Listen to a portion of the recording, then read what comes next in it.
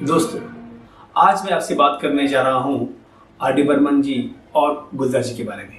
दोस्तों, एक किस्सा है उन दिनों का जब आंधी फिल्म बन रही थी। आंधी फिल्म के गीत गुलजार साहब ने बड़े दिल से लिखे थे और वो जब गीत लेके आर.डी. बर्मन जी के पास पहुंचे, आर.डी. बर्मन जी को इन गीतों का मीनिंग नहीं समझ रहा था और वो गीत पढ़ रहे थे। गीतों की सिचुएशन उन्हें मालूम थी मगर गीतों का मीनिंग उन्हें पता नहीं चल रहा था। उन्होंने देखा तेरे बिना जिंदगी से शिकवा नहीं, इस लाइन का मीनिंग उन्हें पता नहीं चल रहा था। तुम आ गए तो नूर आ गया है, इसमें भी कुछ लाइन्स ऐसी थी जिसे लिरिक्स का पता उन्हें नहीं चल रहा था। और दोस्तों, शायद आपको पता होगा कि बॉलीवुड में ज़्यादातर गीत ट्यून पे बनते हैं। तकरीबन 98% गीत ऐसे हैं कि पहले संगीतकार ने ट्यून बनाई है और बाद में गीतकारों ने उसके ऊपर गीत लिखा है।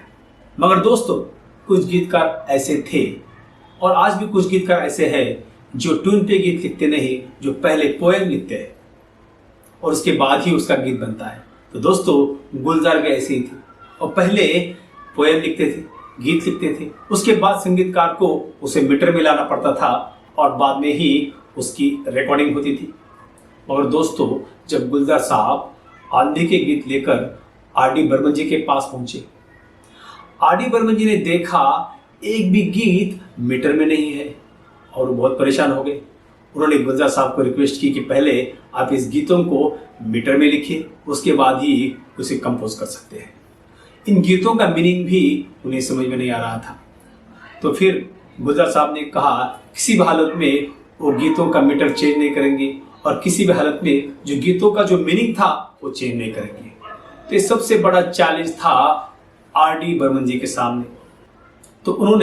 तो गुलजार साहब ने मीटर चेंज करने से सख्त इनकार कर दिया। आर.डी. बर्मन जी बड़े परेशान हुए। उन्होंने बहुत कोशिश की और एक गाने का मुखड़ा उन्होंने कंपोज किया और दोस्तों, ये मुखड़ा बहुत ही प्यारा बना था और उसके अंतरे बनना बहुत ही मुश्किल काम था। तो दोस्तों, इस संगीतकार के लिए हमेशा चैलेंजिंग होता है कोई पोएम उसको मीटर में लेके उसका गीत बनाए। और एक गीत बनाने के लिए आर.डी. बर्मन जी ने कोशिश की, वो गीत मीटर में नहीं आ रहा था।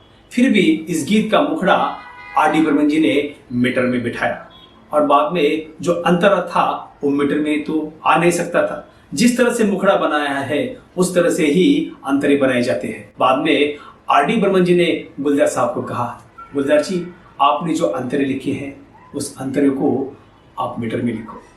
और बाद में गुलजार साहब मान गए क्योंकि मुखड़ा बहुत ही अच्छा बना था और वो मुखड़ा था, तेरे बिना जिंदगी से कोई शिकवा तो नहीं, शिकवा नहीं, शिकवा नहीं, शिकवा नहीं, तेरे बिना जिंदगी भी लेकिन जिंदगी तो नहीं, जिंदगी नहीं, जिंदगी नहीं, जिंदगी नहीं, तेरे बिना जिंदगी से कोई शिकवा तो नहीं, शिकवा नहीं, शिकवा नहीं, शिकवा नहीं। तो दोस्तों, इतना प्यारा मुखड़ा कंपोज हुआ था और बाद में गुलजार जब घर गए उन्होंने कोशिश की कि अंतरे भी मीटर में लिखे, मगर ये हो नहीं रहा था क्योंकि अंतरे का मीनिंग पूरा चेंज हो रहा था, बदल रहा था। गुलजार बड़े नाराज हो गए। उन्होंने आर.डी. बर्मन जी को फोन किया। उन्होंने कहा कि आपने मुखड़ा बहुत अच्छा बनाया मगर अंतरे में चेंज नहीं करना चाहता हूँ। अगर अंतरे में मीटर में लिखूंगा तो वो जो गाने का मूड है और गाने का जो मीनिंग है वो चेंज हो जाएगा। आप इसी अंतरे को मीटर में डाल के कुछ अब बनाओ। मगर आर.डी. बर्मन जी ने कहा आपको अंतरे मीटर में लिखने पड़ेंगे, मुखड़े का काम मैंने तो किया है। तो बाद में गुलजार साहब ने अंतरे मीटर में लिखे और गीत बड़ा बेहतर हुआ, काफ़ी अच्छा हुआ। जब किशोर कुमार उस वक्त अपने पीक पे थे, एक ही टेक में हर गीत किशोर कुमार गा रहे थे।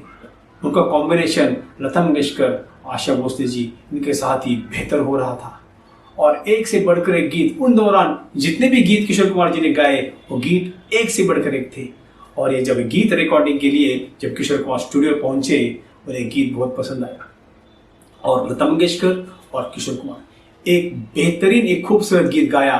इस रिकॉर्डिंग के लिए जो भी लोग मौजूद थे उन्होंने कहा ये गीत एक ही टेक में हुआ। पहले इस गीत का रिहर्सल हुआ, मगर जब रिकॉर्डिंग के वक्त एक गीत एक ही टेक में किशोर कुमार और लता मंगेशकर जी ने गाया था। अगर हम कहेंगे किशोर कुमार और लता मंगेशकर जी, इनके बेहतरीन गीत कौन से हैं? दोस्तों, आंधी फिल्म को हम नहीं भूल सकते। आंधी फिल्म के ये जो 2 गीत थे, तुम आ गए तो नूर आ गया है और तेरे बिना जिंदगी से शिकवा नहीं, ये गीत सबसे बेहतर गीत कहे जा सकते हैं। तो दोस्तों, ऐसे थे गुलजार जो मीटर में गीत लिखते नहीं थे, जो असली कवि है और उसी से और ऐसे ही वो गीत लिखते हैं। तो दोस्तों, इसलिए गुलजार के गीत दिल को छू जाते हैं। ऐसे महान पोएट, गीतकार और शायर को मेरा प्रणाम। जो गीत पोएम के तौर पे लिखा था उसे मीटर में लाना और इतना खूबसूरत गीत बनाना ये कोई आसान बात नहीं थी। तो दोस्तों, ऐसे ही कुछ रोचक किस्से मैं आपके लिए लेकर आऊंगा। तो फिर मिलेंगे। जय हिंद, जय भारत।